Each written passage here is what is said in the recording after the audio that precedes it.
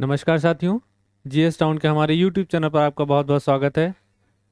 आज फिर हम आपके लिए एंशिएंट हिस्ट्री के वैदिक सभ्यता से क्वेश्चन लेकर आए हैं। ठीक है, चलिए पहले क्वेश्चन से स्टार्ट करते हैं हम लोग। तो पहला क्वेश्चन है इसमें, पहला क्वेश्चन है निम्नलिखित में से किसमें विख्यात गायत्री मंत्र मिलता है। गायत्री मंत्र जो है वो किसमें मिलता है। ठीक है, इसके ऑप्शंस देख लेते हैं हम लोग। इसका ऑप्शन जो है, पहला है ऋग्वेद, दूसरा ऑप्शन जो है सामवेद, तीसरा ऑप्शन जो है यजुर्वेद और चौथा ऑप्शन जो है अथर्ववेद। ठीक है, तो इसका सही आंसर जो हो जाएगा वो ऋग्वेद। ऋग्वेद से जो है ये गायत्री मंत्र जो है वो उसमें मिलता है। ठीक है, गायत्री मंत्र किसमें मिलता है? ऋग्वेद में। ठीक है, ऋग्वेद जो है, ऋग्वेद आर्यों का सबसे प्राचीन ग्रंथ है। ठीक है, ऋग्वेद जो है आर्यों का सबसे प्राचीन ग्रंथ है। ठीक है, इसमें कुल जो है कुल 10 मंडल तथा 10,580 मंत्र हैं। ठीक है, इसके ऋग्वेद के तृतीय मंडल में देवी सूक्त में सविता को समर्पित जो है, सविता कोई देवी हैं, उनको समर्पित गायत्री मंत्र जो है वो उसका उल्लेख किया गया है। ठीक है, चलिए हम लोग दूसरे क्वेश्चन पर चलते हैं। तो दूसरा क्वेश्चन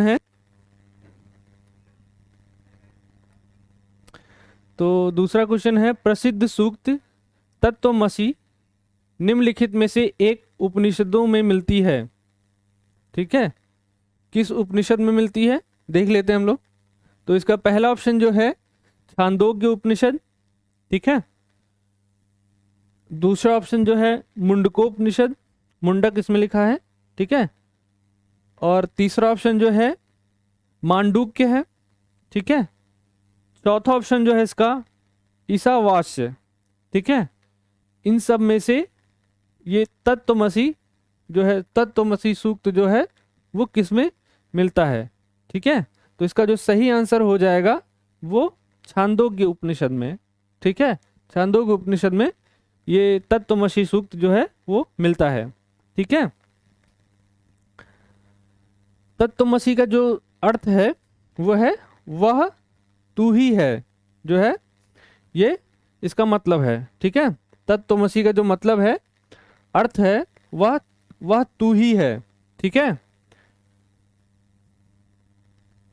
चलिए अगले क्वेश्चन पर चलते हैं हम लोग। अगला क्वेश्चन है प्रसिद्ध दसराज्ञ 10 राजाओं का युद्ध का उल्लेख है, कहाँ पे है ये देख लेते हैं हम लोग। इसका पहला ऑप्शन जो है वो ऋग्वेद में, दूसरा ऑप्शन जो है यजुर्वेद में, तीसरा ऑप्शन जो है इसका सामवेद में और चौथा ऑप्शन जो है इसका उपर्युक्त में से कोई नहीं। तो इसमें से इसका आंसर होगा ऋग्वेद में। ठीक है, 10 राज्य जो है, 10 राजाओं का जो है युद्ध का जो उल्लेख है वो किसमें है? ऋग्वेद में है। ठीक है, तो इसका जो सही आंसर हो जाएगा ऋग्वेद। ऋग्वेद में 10 राज्य जो है इसका उल्लेख मिलता है। ठीक है, इसमें एक और 10 राजा सुदास और दूसरी ओर जो है 10 राजाओं का जो था संघ, मतलब एक तरफ जो है राजा सुदास था, जो युद्ध था उस एक तरफ राजा दुसाद था और दूसरी तरफ जो था वो 10 राजाओं का एक संघ था, मतलब 10 राजा एक साथ जो है वो लड़ रहे थे, जिसमें जो है राजा सुदास की जो है वो विजय होती है। ठीक है, चलिए अगले क्वेश्चन पर चलते हैं हम लोग।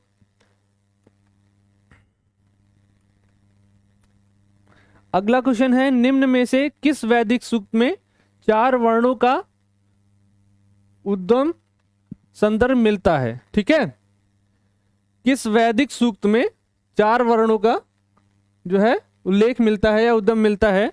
ठीक है, देख लेते हैं इसका ऑप्शन जो है इसके उषस।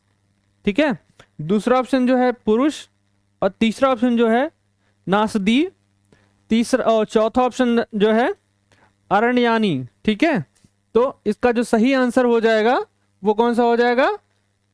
बी वाला। बी ऑप्शन जो है इसका सही होगा। ठीक है, बी ऑप्शन जो है इसका पुरुष सूक्त। ठीक है, पुरुष सूक्त में जो है इसका 4 वर्णों का जो है उल्लेख मिलता है। ठीक है,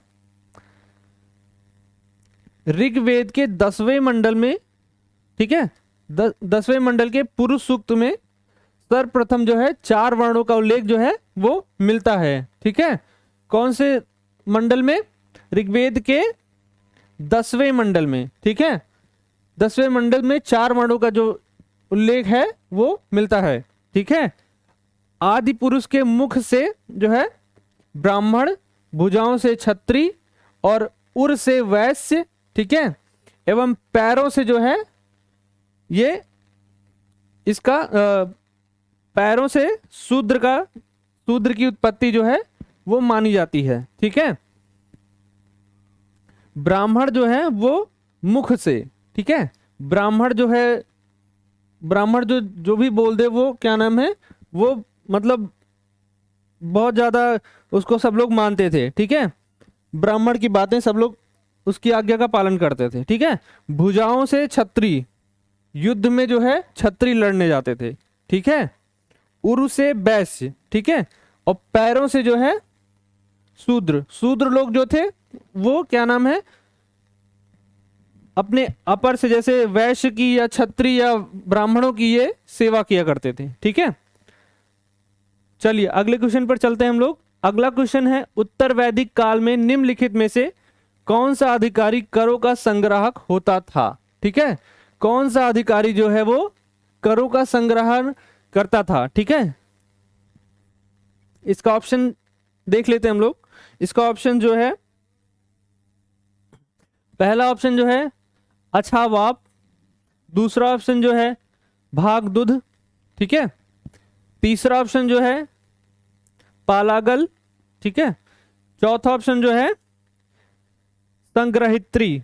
ठीक है, तो इसका जो सही आंसर हो जाएगा वो ऑप्शन भागदुध जो है वो सही ऑप्शन हो जाएगा। ठीक है, भागदुध जो है वो करों का अधिकारी हुआ था, करों का जो है संग्रहण करता था। ठीक है, भागदुध जो है अर्थ मंत्री या करों का संग्राहक इसको कहते थे। ठीक है, जो भागदुध है इसको अर्थ मंत्री या करों का जो है संग्राहक कहते थे। ठीक है, तो कौन सा अधिकारी था वो करों का जो संग्राहक करता था? भागदुध। ठीक है, चलिए अगले क्वेश्चन पर चलते हैं हम लोग। अगला क्वेश्चन है, निम्न में से किस एक में सर्वप्रथम गोत्र शब्द का प्रयोग कुल के अर्थ में किया गया है? ठीक है, गोत्र शब्द का प्रयोग जो है कुल के अर्थ के रूप में किया गया है। ठीक है, देख लेते हैं हम लोग। पहला ऑप्शन जो है ऋग्वेद, दूसरा ऑप्शन जो है अथर्ववेद, तीसरा ऑप्शन जो है इसमें ऐत्रेय ब्राह्मण और चौथा ऑप्शन जो है अर्थशास्त्र। तो इसका जो सही आंसर हो जाएगा वो अथर्ववेद। ठीक है, अथर्ववेद में गोत्र शब्द का प्रयोग सर्वप्रथम किया गया है। ठीक है, कुल के अर्थ में। किसके अर्थ में? कुल के अर्थ में। ठीक है, किसमें किया गया है? अथर्ववेद में। ठीक है, इसकी थोड़ी और जानकारी देख लेते हैं हम लोग। गोत्र प्रथा, ठीक है, गोत्र प्रथा जो है वो उत्तर वैदिक काल में प्रचलित हुई। ठीक है, जहां इसका अर्थ है एक ही मूल पुरुष के कुल से उत्पत्ति। ठीक है, एक ही मूल पुरुष के कुल से उत्पत्ति जो है इसका अर्थ होता है। ठीक है, गोत्र जो है इसका अर्थ क्या हो गया? एक ही मूल पुरुष के कुल से उत्पत्ति। ठीक है, चलिए अगले क्वेश्चन पर चलते हैं हम लोग। अगला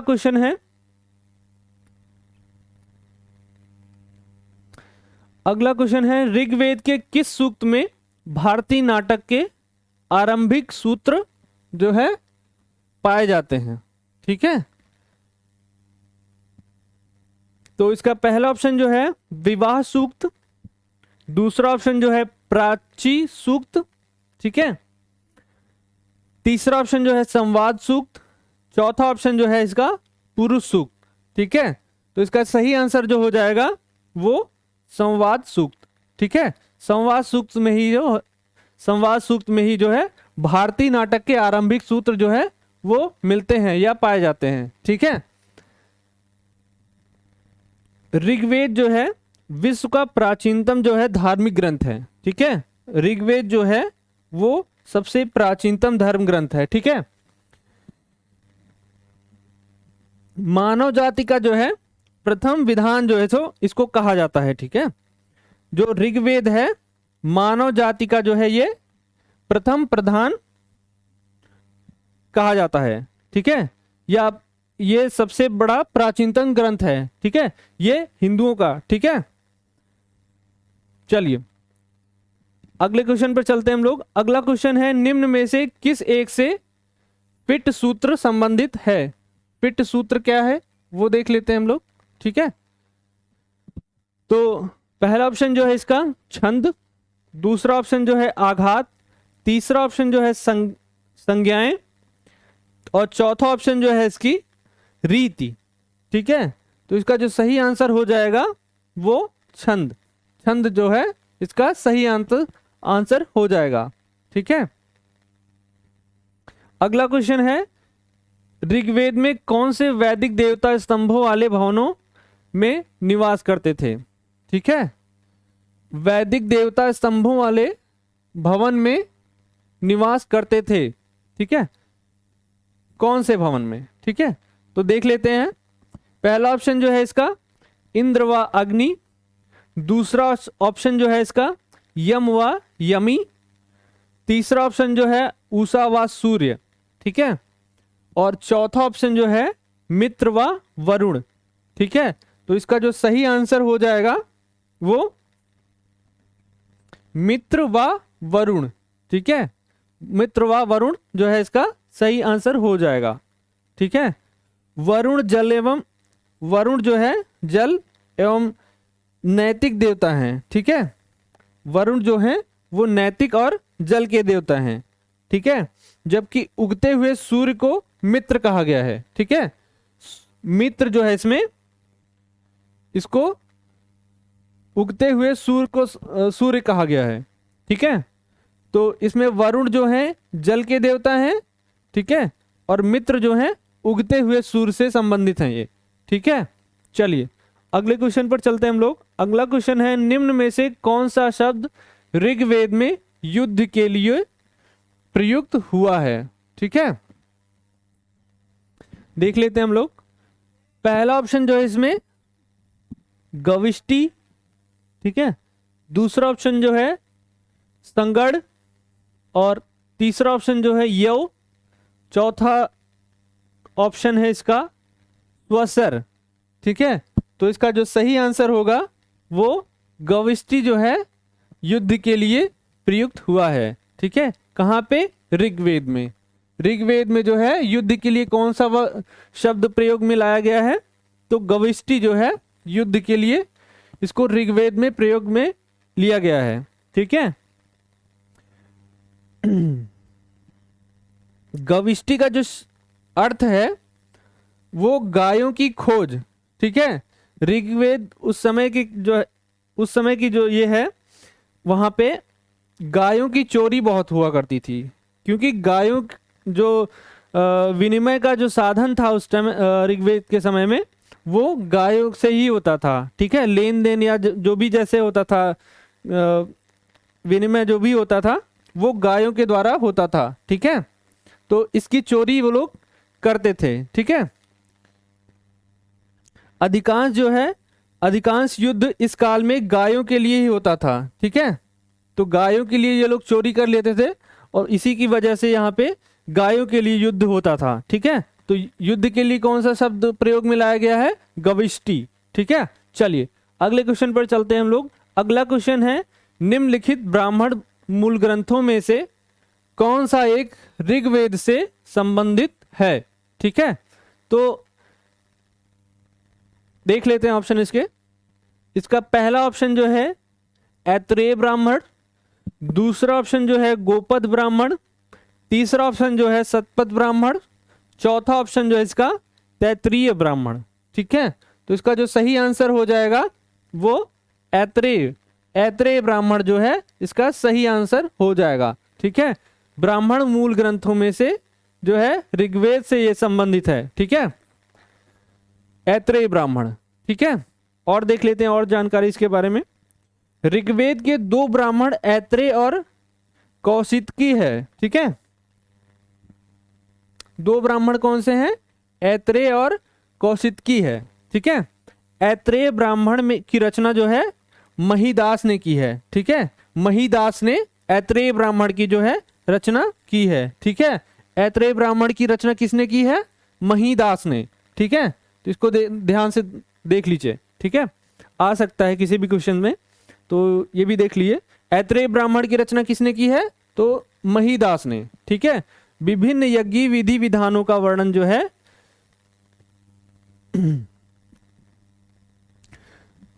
कौशितकी ब्राह्मण की रचना जो है किसने की है? कुशितक ऋषि ने। ठीक है, जो कौशितकी ब्राह्मण है इसमें, इसकी रचना किसने की है? कुशितक ऋषि ने। ठीक है, और इसमें अनेक यज्ञों का भी वर्णन है। ठीक है, ऐत्रेय ब्राह्मण में जो है वो अनेक यज्ञों का भी वर्णन इसमें है। ठीक है, तो ऐत्रेय ब्राह्मण की रचना किसने की है? महीदास ने। और कौशितकी ब्राह्मण जो है इसकी रचना किसने की है? कुशितक ऋषि ने। ठीक है, चलिए अगले क्वेश्चन पर चलते हैं हम लोग। अगला क्वेश्चन है, ऋग्वेद में सर्वाधिक संख्या में सूक्त हैं। कौन से सूक्त हैं देख लेते हैं वो भी। तो पहला ऑप्शन जो है इसमें वरुण के विषय में, दूसरा ऑप्शन जो है अग्नि के विषय में, तीसरा ऑप्शन जो है विष्णु के विषय में, चौथा ऑप्शन जो है इसमें यम के विषय में। ठीक है, तो इसका जो सही आंसर हो जाएगा वो अग्नि के विषय में जो है इसमें ऋग्वेद में जो है सर्वाधिक सूक्त हैं। ठीक है, ऋग्वेद में सर्वाधिक सूक्त जो है 250 इंद्र के लिए हैं, जबकि 200 सूक्त जो हैं वो अग्नि देवता को समर्पित हैं। ठीक है, 250 सूक्त जो है इंद्र के लिए हैं और 200 सूक्त जो है अग्नि देवता के लिए इसमें मिलते हैं। ठीक है, चलिए अगले क्वेश्चन पर चलते हैं हम लोग। अगला क्वेश्चन है, निम्न में से किस एक को वैदिक साहित्य में प्रजापति के रूप में वर्णित किया गया है? ठीक है, किसको वैदिक साहित्य में प्रजापति के रूप में वर्णित किया गया है? प्रजापति। ठीक है, देख लेते हैं हम लोग। पहला ऑप्शन जो है कपिल, दूसरा ऑप्शन जो है नृसिंह, और तीसरा ऑप्शन जो है वामन, चौथा ऑप्शन जो है बराह। ठीक है, तो इसका जो सही आंसर हो जाएगा वो बराह। ठीक है, बराह जो इसका सही आंसर हो जाएगा। ठीक है, वैदिक साहित्य में प्रजापति के लिए, ठीक है, कौन वर्णित है? वराह। ठीक है, वराह जो है वैदिक साहित्य में प्रजापति के रूप में वर्णित है। ठीक है, चलिए और देख लेते हैं और जानकारी इसमें क्या दी गई है। तो उत्तर वैदिक काल में सृजन का देवता जो है वो प्रजापति होता था। ठीक है, एक परम सत्ता के रूप में ब्रह्मा का आविर्भाव भी उपनिषद काल में दिखाई पड़ता है। ठीक है, ब्रह्मा का आविर्भाव जो है उपनिषद काल में दिखाई पड़ता है। ठीक है, तो वैदिक साहित्य में प्रजापति के रूप में किसका वर्णन है? बराह का। ठीक है, तो इसका जो सही आंसर हो जाएगा डी वाला ऑप्शन जो है सही हो जाएगा। ठीक है, तो अगला क्वेश्चन है, शुक्ल एवं कृष्ण के रूप में ज्ञात 2 संस्करण मिलते हैं। शुक्ल एवं कृष्ण जो है, ठीक है, कौन मिलता है देख लेते हैं। पहला ऑप्शन जो है ऋग्वेद एवं यजुर्वेद में, केवल यजुर्वेद में, तीसरा ऑप्शन जो है इसका सामवेद एवं अथर्ववेद में, और चौथा ऑप्शन जो है केवल अथर्ववेद में। ठीक है, तो इसका सही आंसर हो जाएगा केवल यजुर्वेद में जो है शुक्ल एवं कृष्ण का उल्लेख जो है वो मिलता है। शुक्ल यजुर्वेद को वाजसनेयी संहिता भी कहते हैं। ठीक है, शुक्ल यजुर्वेद को जो है वो वाजसनेयी संहिता भी कहते हैं। ठीक है, जो कि गद्य में है, सॉरी पद्य में है। ठीक है, पद्य में है। ठीक है, चलिए और देख लेते हैं। इसकी दो शाखाएं जो हैं, काण्व और माध्यदिनी, ठीक है। कृष्ण यजुर्वेद गद्य और पद्य दोनों में है, ठीक है। जो कृष्ण यजुर्वेद है, इसके दो, यजुर्वेद के दो, ठीक है, शुक्ल और कृष्ण, ठीक है, कृष्ण यजुर्वेद,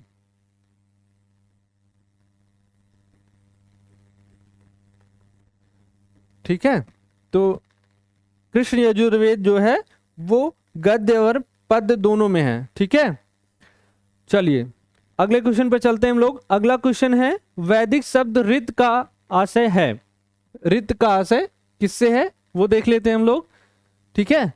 तो इसका पहला ऑप्शन जो दिया गया है इसमें नैतिक नियम, दूसरा ऑप्शन जो है ऋतुएं, तीसरा ऑप्शन जो है पुरोहित और चौथा ऑप्शन जो है ऋण, ठीक है। तो इसका सही आंसर हो जाएगा नैतिक नियम, जो है इसका सही आंसर हो जाएगा।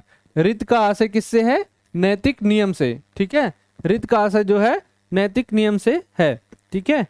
ऋत की व्याख्या सृष्टि की नियमितता, भौतिकता, ठीक है, और नैतिक व्यवस्था, ठीक है, इसके लिए किया गया है, ठीक है। सैनिक व्यवस्था आदि के रूपों में भी इसका प्रयोग किया गया है, ठीक है। ऋत का जो अर्थ है उसको किस किस चीज में लिया गया है? नियमितता, नैतिकता और भौतिकता, ठीक है, आंतरिक एवं सैनिक व्यवस्था आदि के रूप में लिया गया है, ठीक है। तो हमारे यही क्वेश्चन समाप्त होते हैं।